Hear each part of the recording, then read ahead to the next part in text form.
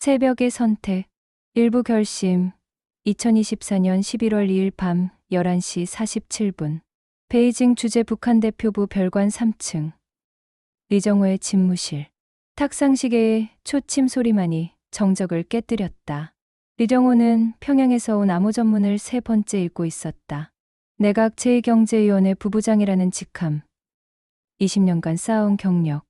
그 모든 것이 한 줄의 문장으로 무너지는 순간이었다. 동지 최인철. 11월 1일 처형. 혁명자금, 횡령 및 반당반혁명. 음모 혐의. 최인철. 대학 시절부터 함께했던 동료이자 지난 15년간 외화벌이 사업을 함께 꾸려온 전우였다. 횡령? 말도 안 되는 죄목이었다. 리정호는 손이 떨렸다. 최인철이 처형되었다면 같은 부서에서 일했던 자신도. 여보. 문이 조용히 열리며 안에 박혜림이 들어왔다. 그녀의 눈가는 붉게 충혈되어 있었다. 준혁이 병원에서 연락 왔어요. 리정호의 가슴이 철렁 내려앉았다. 평양에 남겨둔 14살 아들 준혁. 지난 6개월간 백혈병 판정을 받고 투병 중이었다. 상태가 악화됐대요. 약이 없어서. 혜림의 목소리가 떨렸다. 당장 특수약이 필요한데 병원에서는 외화가 없으면 구할 수 없다고. 리정호는 주먹을 쥐었다. 외화. 그가 20년간 조국을 위해 벌어들인 그 외화가 정작 자기 아들의 생명을 살릴 수는 없었다. 코로나 이후 더욱 강화된 제재. 극심해진 외화 압박. 그는 매달 수십만 달러를 평양에 송금했지만 그 돈이 어디로 가는지 알 수 없었다. 당신. 혜림이 그의 손을 잡았다. 최 부부장님 일 들었어요? 리정호는 고개를 끄덕였다. 우리도 위험해요. 혜림의 목소리는 가늘게 떨렸다. 최 부부장님과 함께 일한 사람들. 벌써 3명이 소환됐다는 소문이. 그때였다. 리정호의 휴대전화에 메시지가 들어왔다. 발신자는 중앙당 조직지도부. 리정호 동지. 11월 4일 오전. 긴급 귀국 명령. 비행기편 예약 완료. 단독 귀국할 것. 단독 귀국. 그 의미를 모를 리 없었다. 가족을 남겨두고 혼자 평양으로 돌아가라는 것. 인지를 잡아두고 신문하겠다는 뜻이었다. 혜림이 화면을 보고 손으로 입을 막았다. 두 사람의 시선이 공중에서 마주쳤다. 여보. 리정호가 천천히 입을 열었다. 내일 새벽 긴급당 회의가 소집됐어. 오전 3시. 새벽 3시예요? 그래. 보안 문제로 갑자기 잡힌 회의라고 했어. 리정호는 아내의 눈을 똑바로 바라봤다. 경비들이 회의 준비로 분주할 거야. 그때 말을 잇지 못했다. 20년간 충성해온 조국. 아버지가 항일 빨치산으로 싸운 그 나라. 하지만 이제 그 나라는 자신의 동료를 죽였고 아들을 죽음으로 내몰고 있었다. 준혁이를. 리정호의 목소리가 갈라졌다. 살려야 해. 우리가 살아야 준혁이도 살릴 수 있어. 혜림은 남편의 손을 꽉 쥐었다. 공포와 결의가 뒤섞인 표정이었다. 시간이 없어요. 내일 새벽이 유일한 기회예요. 리정호는 고개를 끄덕이고 서랍에서 봉투 하나를 꺼냈다. 지난 2년간 조금씩 모아둔 달러. 현금 2만 불. 그리고 USB 하나. 북한의 불법 무기 거래와 외화벌이 자료들이 담긴 보험이었다. 짐은 최소한으로. 의심받으면 안 돼. 밤은 깊어갔고 두 사람은 마지막 준비를 시작했다. 2부 탈출 11월 3일 새벽 2시 50분. 새벽 공기는 차갑고 고요했다. 베이징 거리는 아직 잠들어 있었다. 리정호는 대표부 주차장에서 외교 번호판이 달린 검은색 세단을 확인했다. 회의 참석을 위해 미리 준비해둔 차량이었다. 그의 심장은 귀가 찢어질 듯 뛰었다. 당신, 괜찮아요? 혜림이 옆에서 속삭였다. 그녀는 검은색 코트를 입고 작은 핸드백 하나만 들고 있었다. 괜찮아. 우리 할 수 있어. 하지만 리정호의 손은 떨리고 있었다. 20년간 조국을 위해 일한 자신이 이제 배신자가 되는 순간. 하지만 머릿속에는 아들 준혁의 창백한 얼굴이 떠올랐다. 아빠, 아파요. 마지막으로 화상통화했을 때 아들의 목소리. 리정호는 이를 악물었다. 새벽 3시 정각. 별관 건물에서 비상벨이 울렸다. 긴급당 회의 소집을 알리는 신호였다. 경비원들이 회의실로 이동하기 시작했다. 지금이야. 리정호가 차 시동을 걸었다. 차는 조용히 주차장을 빠져나왔다. 정문 경비는 외교 차량 번호판을 확인하고 살짝 고개를 숙였다. 아무도 의심하지 않았다. 부부장이 새벽 회의를 마치고 시내로 나가는 것처럼 보였다. 게이트가 열렸다. 차는 거리로 미끄러지듯 빠져나갔다. 성공했어. 혜림이 떨리는 목소리로 중얼거렸다. 하지만 리정우는 긴장을 풀지 않았다. 아직 아니야. 5분 안에 들킬 거야. 그는 미리 외운 경로대로 운전했다. 베이징 동부 외교구역을 벗어나 도심으로. 한국 영사관은 차오양구에 있었다. 거리상 약 20분. 3시 7분. 리정호의 휴대전화가 울렸다. 대표부 보위부장. 두 사람은 서로를 바라봤다. 리정호는 전화기 전원을 껐다. 이제 돌아갈 수 없어요. 혜림의 목소리가 떨렸다. 처음부터 돌아갈 생각 없었어. 리정호가 엑셀을 밟았다. 3부 추격. 새벽 3시 15분. 차는 텅 빈 거리를 질주했다. 신호등은 대부분 노란 전멸로 바뀌어 있었다. 여보. 뒤에. 혜림이 백미러를 보며 말했다. 리정호도 보았다. 뒤에서 2대의 차량이 빠르게 접근하고 있었다. 대표부 차량들이었다. 벌써 눈치챘어. 리정호가 이를 악물었다. 어떻게 해요? 계획대로. 차를 버려야 해. 리정호는 급하게 골목으로 꺾었다. 좁은 후퉁후퉁 골목길. 뒤따르던 차량들도 뒤쫓아 들어왔다. 좀 더 가까이. 더. 리정호가 중얼거렸다. 그때 계획했던 장소가 나타났다. 살리툰, 지역의 복잡한 상가 뒷골목. 새벽이라 아무도 없었지만 CCTV가 많아 추격자들도 조심스러울 수밖에 없는 곳이었다. 리정호는 급브레이크를 밟고 차를 세웠다. 뛰어. 두 사람은 차에서 뛰어내려 골목으로 달렸다. 뒤에서 차 문이 열리는 소리, 발소리가 들렸다. 리정호, 멈춰라. 익숙한 목소리였다. 보위부 이성호. 같은 성을 가진 그는 리정호를 5년간 감시해온 요원이었다. 리정호는 혜림의 손을 잡고 계속 달렸다. 골목은 미로처럼 복잡했다. 하지만 그는 지난 3개월간 이 길을 수십 번 답사했다. 이쪽. 리정호가 왼쪽 골목으로 꺾었다. 발소리가 점점 가까워졌다.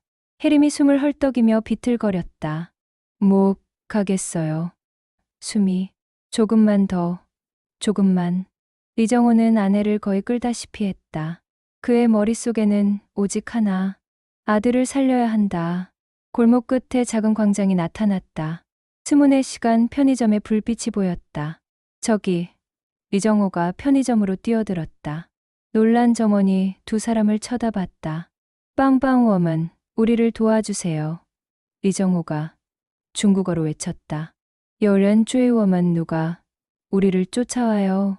점원이 당황해하는 사이 리정호는 혜림을 이끌고 편의점 뒷문으로 빠져나갔다. CCTV가 있는 곳이었다. 추격자들이 공개적으로 폭력을 쓰기 어려운 장소. 뒷문을 나서자 또 다른 골목.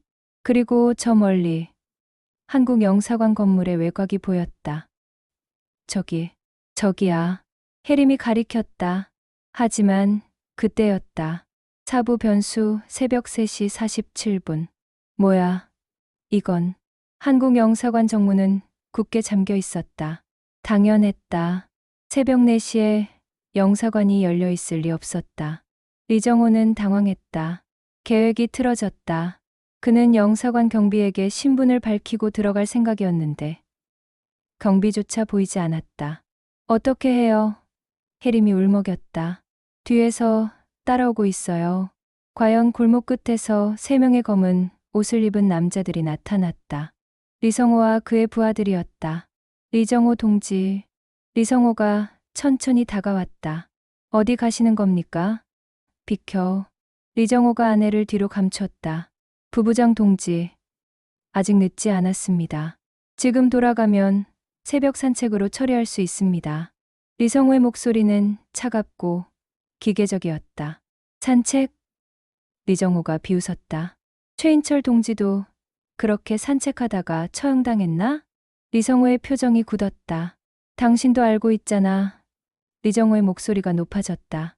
우리가 벌어들인 돈이 어디로 가는지, 누구 배를 불리는지 입 조심하시오. 부부장 동지. 내 아들이 죽어가고 있어. 리정호가 소리쳤다.